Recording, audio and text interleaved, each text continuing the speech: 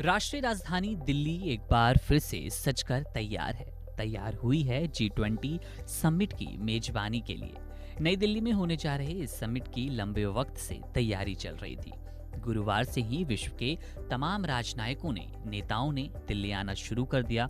महाजुटान शुरू हो गया। यहाँ बता दें कि G20 समिट में न सिर्फ कई मुद्दों पर 20 देशों में चर्चा होगी, बल्कि भारत दुनिया के सामने अपनी विरासत और संस्कृति का बेहतर प्रदर्शन कर पाएगा। इस दौरान कई चर्चाएं होंगी। G20 रस्मों का पालन किया जाना है। ऐसे तो G20 समिट के लिए राजधानी दिल्ली कई हस्तियां आ रही हैं, लेकिन इस बार ब्राजील खास तौर पर चर्चा के केंद्र में है। इसकी अपनी ही वजह है। दरअसल इस दौरान प्रधानमंत्री नरेंद्र मोदी एक हथौड़ा ब्राजील के प्रतिनिधि को सौंपेंगे। अब आप सोच रहे होंगे, हथौड़ा? प्रधानमंत्री नरेंद्र मोदी अगर तोहफा देना चाह रहे थे तो कोई दूसरा तोहफा दे सकते हैं। आपको बता दें, ये एक रस्म है और इसकी शुरुआत कैसे हुई, इसके मायने क्या है, आपको बताते हैं। दरअसल हर साल G20 देश अपने किसी एक देश को ये मौका देते हैं कि वो इस समिट की मेजबानी करे। क्रम से हर साल एक देश का नंबर आता है, जैसा कि पिछले साल इंडोनेशिया का नंबर था और उसके बाद भारत का नंबर। ऐसे में हर साल G20 की अध्यक्षता भी ट्रांसफर की जाती है। इस साल भी ये अध्यक्षता एक साल के लिए किसी दूसरे देश के पास चली जाएगी और इस अध्यक्षता को ट्रांसफर करने के लिए हथौड़े का इस्तेमाल किया जाता है। जब एक प्रधानमंत्री दूसरे देश के प्रधानमंत्री को हथौड़ा सौंप देता है तो इसका मतलब है कि अब अध्यक्षता का ट्रांसफर हो गया।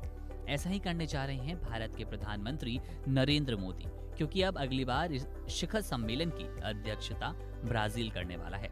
जानकारी के लिए बता दें कि G20 समिट में जब एक देश दूसरे देश को प्रेसिडेंसी ट्रांसफर करता है तो पहले उस देश का राष्ट्राध्यक्ष उसका ऐलान करता है और उसके बाद ये हथौड़ा आगामी मेजबान देश को सौंप देता है। फिर जिस देश को अध्यक्षता सौंपी जाती है वो ही अगले समिट का आयोजन करता है। बता दें कि इसे प्रेसिडेंसी का सिंबल माना जाता है और हर साल इसे ट्रांसफर कर दिया जाता है। यहाँ एक साल G20 की कमान इंडोनेशिया के हाथ में थी और फिर भारत के पास आ गई और आगे अब ये ब्राजील के पास जाने वाली है। राजधानी दिल्ली अपने मेहमानों के स्वागत में पूरी तरह से तैयार है। शुक्रवार सुबह मेहमानों का महाजुटान यहाँ पर होना शुरू हुआ। संख्या बढ़ती गई। ऐसे में दिल्ली में सुरक्षा के मद्देनजर कुछ प्रतिबंध लगाए गए हैं। 8 से 10 सितंबर आपको इन नियमों का पालन करना पड़ेगा। वो कौन से नियम हैं आपको बता देते हैं, क्या प्रतिबंध लगे हैं वो भी बताएंगे। अब 8 से 10 सितंबर तक सभी निजी और दिल्ली सरकार के कार्यालय बंद रहने वाले हैं। वहीं नई दिल्ली के बाजार समेत बैंक और वाणिज्यिक प्रतिष्ठान भी बंद रहेंगे।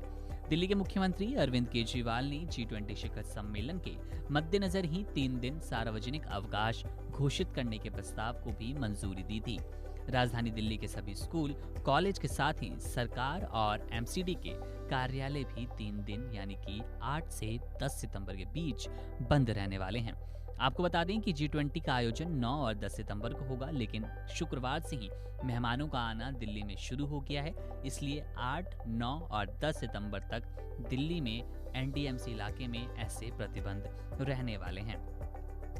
पूरे इवेंट के दौरान सभी प्रकार के माल वाहन, वाणिज्यिक गाड़ियां, इंटरस्टेट बसें, लोकल सिटी बसें, DTC, DIMTS बसों को मथुरा रोड, भैरव रोड, पुराना किला और प्रगति मैदान टनल के अंदर आने की परमिशन नहीं मिलेगी।